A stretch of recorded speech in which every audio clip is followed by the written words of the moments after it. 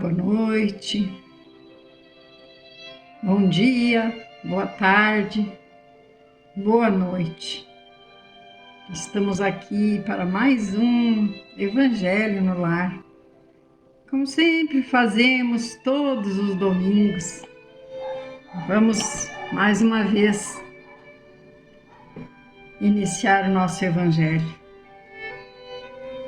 agradecendo a Deus, a Jesus, a nossa mãe, porque nos une, nos reúne em seu santo nome. Vamos elevando nosso pensamento já com as nossas águas, elevando nosso pensamento, como dissemos, agradecendo por essa oportunidade, por estarmos aqui. Mestre amado, que possamos assimilar os teus ensinamentos de amor, que possamos compreender que onde muitas vezes vemos a dificuldade, onde muitas vezes nos deixamos desesperar, ali é o início de uma nova fase, de uma nova porta que se abre para a nossa jornada terrena. Fortalece-nos, Mestre Jesus, e coloca nas nossas águas o medicamento invisível que trará o alívio para a enfermidade, seja do corpo, seja da alma, para todo aquele irmão que desta água beber com fé. Que a tua luz, Mestre Jesus, adentre os lares de todos os irmãos que estão conosco, que estarão conosco posteriormente, fortalecendo todos, levando as bênçãos de que estão necessitando no momento. Na certeza do teu amparo, do teu amor por cada um de nós, seus irmãos menores, te agradecemos e te convidamos a ficar conosco em mais este Evangelho, bem como os nossos anjos de guarda, os nossos mentores amigos. Muito obrigada a todos por estarem conosco, abençoando a todos nós, encarnados e desencarnados. Que assim seja. Hoje nós vamos estudar um pouquinho, ler o Evangelho no seu capítulo 16, mais precisamente no item 8, que nos fala da desigualdade das riquezas. Você já pensou nisso? Na desigualdade? Mas primeiro, vamos ver o que nos diz André Luiz. Sempre gostamos de trazer o André Luiz, né? Desse livro Vivendo o Evangelho, que é uma psicografia de Antônio Baduy Filho, por esse espírito que muito nos ajuda. E André Luiz nos diz assim: desigualdade. Há desabrigados, mas existem mansões com famílias indiferentes ao sofrimento alheio. Há famintos, mas existem mesas fartas cujas sobras se destinam ao lixo. Há desnudos, mas existem armários repletos de roupas esquecidas. Há doentes, mas existem pessoas saudáveis que nem se lembram deles. Há mendigos, mas existe muita gente que desconhece a fraternidade. Há analfabetos, mas existem professores que não se interessam pelos alunos. Há menores abandonados, mas existem pais que não enxergam além dos próprios filhos. Há miseráveis, mas existem ricos que se preocupam apenas com a própria fortuna. O mundo apresenta realmente enormes desníveis nas oportunidades de vida, gerando desequilíbrios sociais. O maior problema, porém, não é a desigualdade, é a falta de amor para resolvê-la. Aí, André Luiz, nos dando de leve um puxãozinho de orelha. E às vezes nós pensamos, mas eu não faço parte, né, dessa sociedade. Mas nós fazemos, querendo ou não, nós fazemos. Então nos diz assim o Evangelho, no seu capítulo 16, item 8, desigualdade das riquezas. Se só for considerada a vida atual, é em vão que se procura resolver problemas como a desigualdade das riquezas. A primeira questão que se apresenta é esta: por que todos os homens não são igualmente ricos? Não são por uma razão muito simples. Eles não são igualmente inteligentes, ativos e laboriosos para adquirir, sóbrios e previdentes para conservar. Além disso, é matematicamente demonstrado que a fortuna igualmente repartida daria a cada um uma parte mínima e insuficiente. Imaginando-se essa repartição feita, o equilíbrio seria rompido em pouco tempo, devido à diversidade de caracteres e atitudes. Imaginando a possível e durável, cada um tendo apenas do que viver, isso seria o aniquilamento de todos os grandes trabalhos que ajudam no progresso e no bem-estar da humanidade. Imaginando-se que ela desse a cada um necessário, não mais existiria o estímulo que impele às grandes descobertas e aos empreendimentos úteis. Se Deus a concentra em certos pontos, é para que ela se espalhe a partir deles em quantidade suficiente segundo as necessidades. Admitindo-se isso, pergunta-se por que Deus concede a riqueza a pessoas incapazes de fazê-la frutificar para o bem de todos.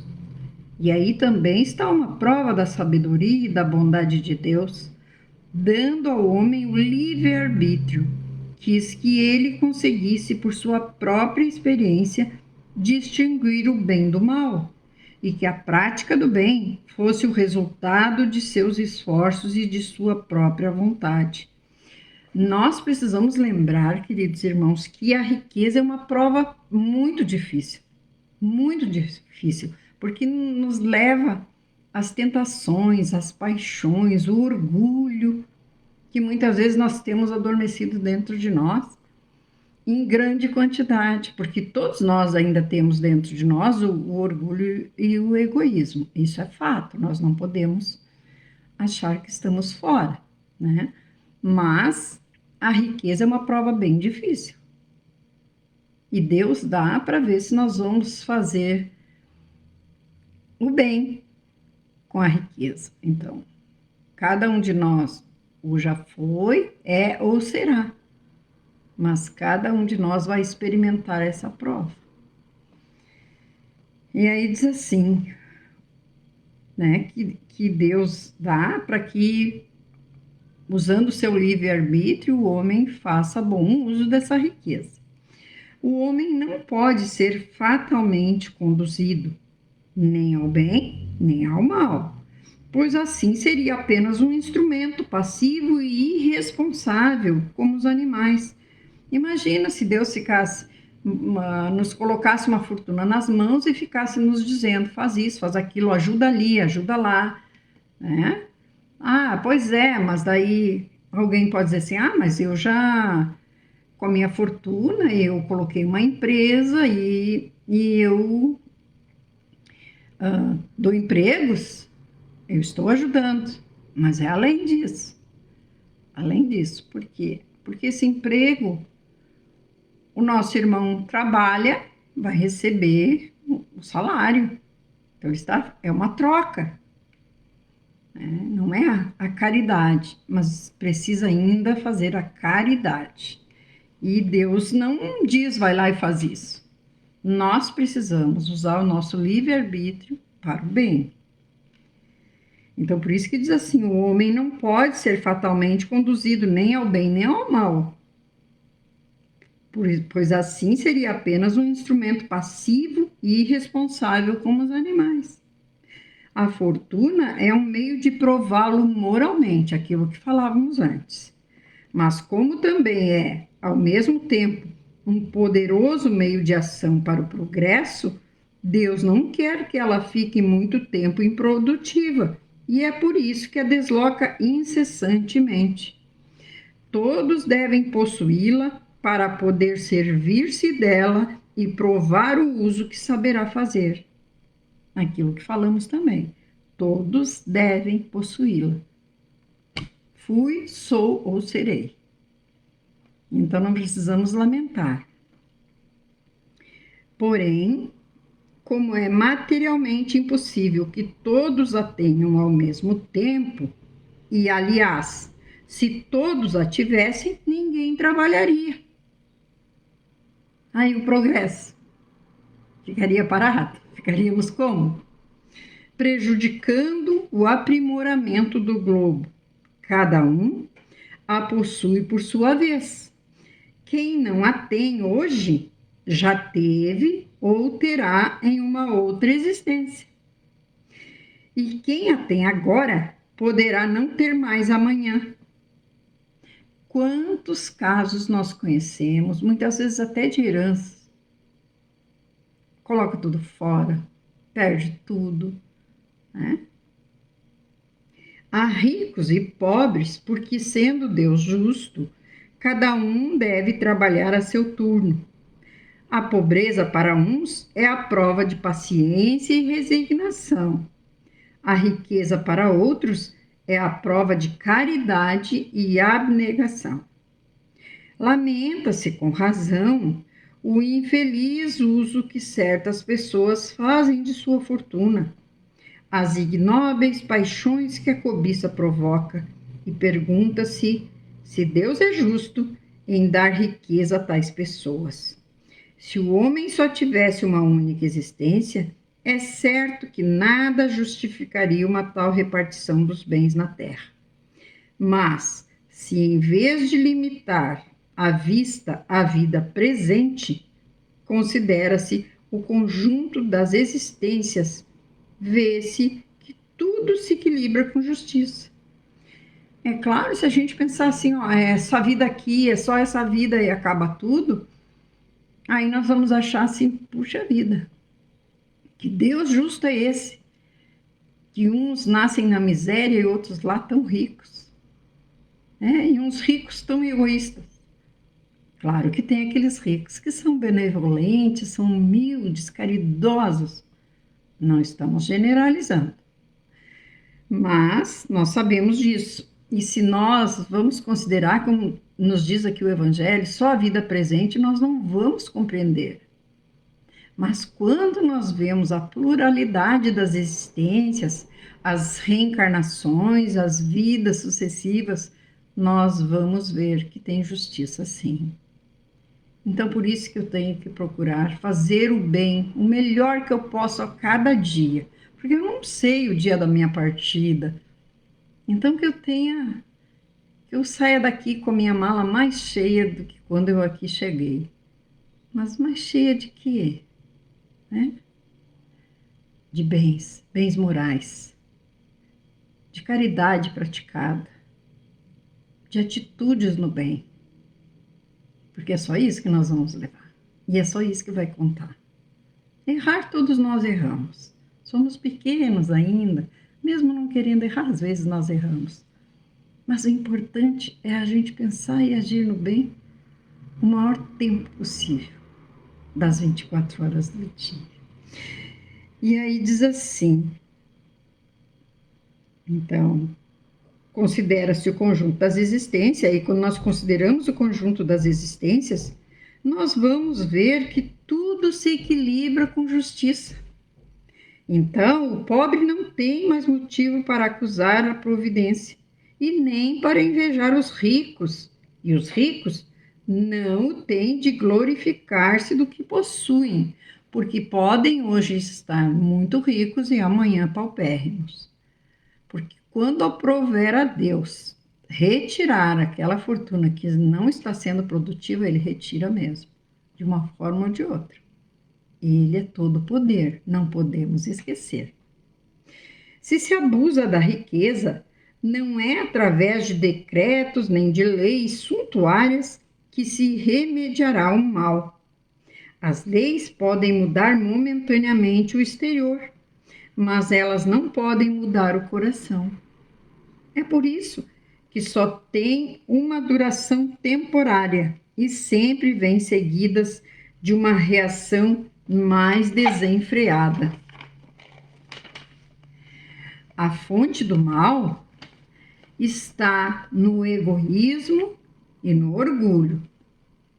Os abusos de toda a natureza cessarão por si mesmos, quando os homens moldarem suas relações pela lei da caridade. Então, nós precisamos lembrar disso. E nos diz o roteiro sistematizado. Por que não são igualmente ricos todos os homens? Por não serem igualmente inteligentes, ativos e laboriosos para adquirir, nem sóbrios e previdentes para conservar, nem justos o suficiente para atribuir a quem trabalha correta remuneração ao seu esforço. A desigualdade das riquezas é inerente ao estágio evolutivo do homem.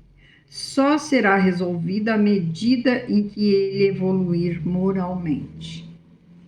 O problema da pobreza estaria resolvido se, num dado momento, toda a riqueza do mundo fosse igualmente repartida entre os homens?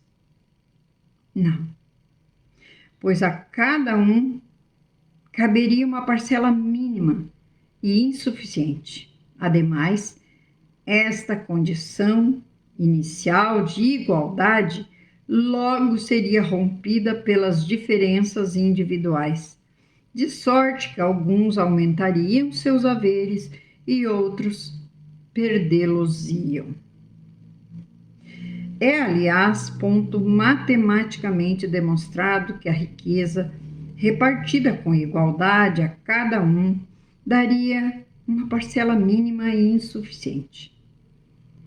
Supondo-se que a divisão equitativa da riqueza fosse estável e suficiente para que todos tivessem o necessário, o que será que aconteceria? O aniquilamento de todos os grandes trabalhos que concorrem para o progresso e para o bem-estar da humanidade, pois já não haveria o aguilhão da necessidade que impele os homens às descobertas e aos empreendimentos úteis. Não teria por que trabalharmos, ninguém. Ficaríamos na mesmice, tranquilos. Se Deus a concentra em certos pontos, é para que daí se expanda em quantidade suficiente de acordo com as necessidades. Nós precisamos pensar que tudo é sabedoria na criação divina. Por mais que a gente às vezes tenha dificuldade de compreender, e sempre falamos que a doutrina espírita nos esclarece e nos consola. Porque até onde a gente pensa que, quando a gente ainda é ignorante a respeito desse Evangelho de Jesus, até onde a gente pensa que há uma injustiça quando a gente vai estudar, vai ver direitinho, a gente vai ver que não. Que se Deus é justo, é bom, é misericordioso, Ele apenas quer que sejamos criaturas do bem. Foi para isso que fomos criados. E a cada um de nós Ele dá as mesmas oportunidades. Porque nos criou no princípio lá, simples e ignorantes. E cada um de nós foi caminhando, usando o seu livre-arbítrio, alguns querendo se reformar, ver aquilo que precisa parar em si, combater o orgulho, o egoísmo, outros não, mas Ele dá a oportunidade para todos nós. E com a reencarnação, nos dá a oportunidade de voltar e fazer novamente aquilo que erramos, que fizemos não da maneira certa. Ele deixa que venhamos e façamos de novo. Nos dá as oportunidades sempre, sempre, sempre. E aí diz assim: porque Deus concede riqueza aos que não a colocarão a serviço do bem, Deus dá a estes oportunidades de, usando o livre-arbítrio, contribuir para o progresso da humanidade e evoluir espiritualmente, distinguir o bem do mal e praticar o bem por sua vontade e esforço. Então tem que partir de nós a vontade de querer fazer o bem. Não deve o homem ser conduzido fatalmente ao bem nem ao mal, sem o que não fora mais senão um instrumento passivo e irresponsável como os animais. Então, se formos conduzidos, o mérito não será nosso. Não estaremos usando o nosso livre-arbítrio. E é justamente isso que o Pai quer de nós. Que usemos o nosso livre-arbítrio para o bem. Nós e dos nossos irmãos. Digo nós porque quando nós fazemos o bem, o primeiro beneficiado somos nós. Como distribui Deus a riqueza entre os homens? Através das existências, tá aí, ó. Deus dá aos homens oportunidade de utilizá-la, sendo, porém, materialmente impossível que todos a possuam ao mesmo tempo. Cada um a possui por sua vez, segundo o bom uso que dela fizer. Assim, um que não a tem hoje, já teve ou terá noutra existência. Outro que agora a tem, talvez não a tenha mais amanhã. A miséria de hoje é fruto do uso indevido das riquezas de ontem. Viu como é importante aqui? Como falamos que ele é justo? A miséria de hoje é fruto do uso indevido das riquezas de ontem. Então, aquele que hoje está na miséria, talvez numa encarnação anterior, tenha abusado da riqueza, tenha usado só em benefício próprio, não tenha pensado nos irmãos, tenha maltratado, humilhado os irmãos. Precisamos pensar. Quando a humanidade conhecerá uma distribuição mais justa das riquezas? Somente quando os homens se regerem pela caridade, eliminando de seus corações o egoísmo e o orgulho. Haverá maior equilíbrio na distribuição das riquezas, desaparecendo da terra os extremos da riqueza excessiva e da miséria absoluta. A origem do mal reside no egoísmo e no orgulho. Os abusos de toda espécie cessarão quando os homens se regerem pela lei de caridade, que é a lei, né, de amor e caridade. Essa lei do Mestre amado, que veio e exemplificou como podemos contribuir para tornar menos injusta a sociedade em que vivemos. Se nos foi dado possuir bens, devemos utilizá-los em benefício do próximo, gerando oportunidades de beneficiá-lo com trabalho digno e lembrando sempre de que o supérfluo não nos pertence. Se nos encontramos privados de riquezas, cuidemos de armazenar tesouros de paciência e resignação, buscando no trabalho e na prece a superação de nossas dificuldades, sem deixar de lutar com ânimo firme por melhorias e progressos em nossas vidas. Então, o nosso Criador, nosso Pai, ele não condena que queiramos melhorar, que trabalhemos para adquirir melhores coisas para nós. Não, não é isso. Precisamos ter cuidado com isso. Não, ele está falando aqui de quando eu possuo mais do que o suficiente e não auxilio um irmão sequer. Eu preciso.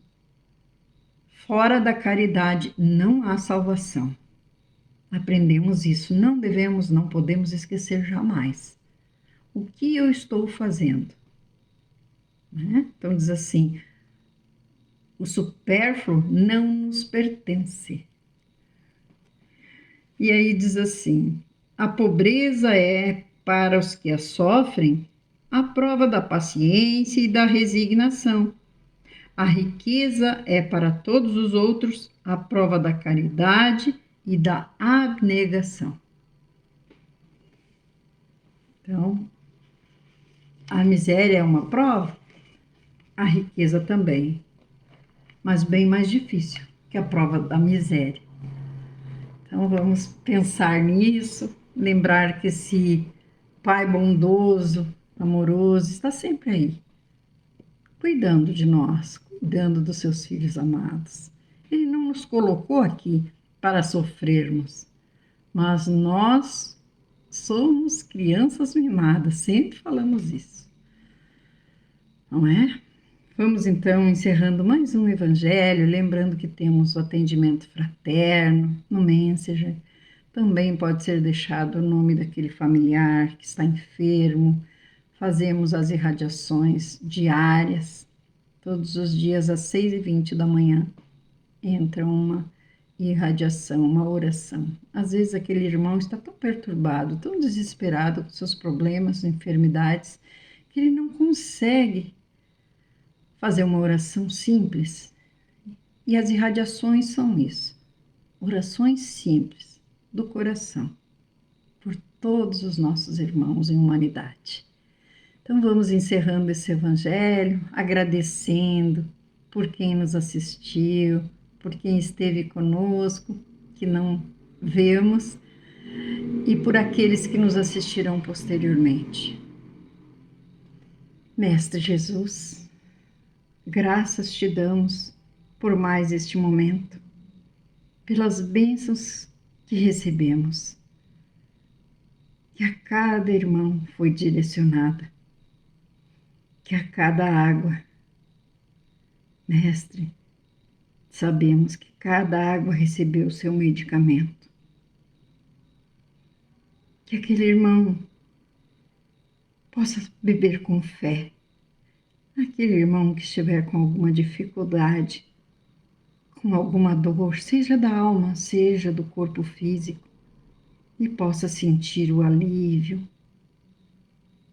porque as energias, as bênçãos que emanaram de ti estarão nesta água contidas. Mestre Jesus, te pedimos um pouco mais. Ilumina o nosso caminho e mais esta semana que inicia. Acompanha todos, Mestre, na sua luta diária, fortalecendo-nos, abençoando-nos e amparando-nos na caminhada.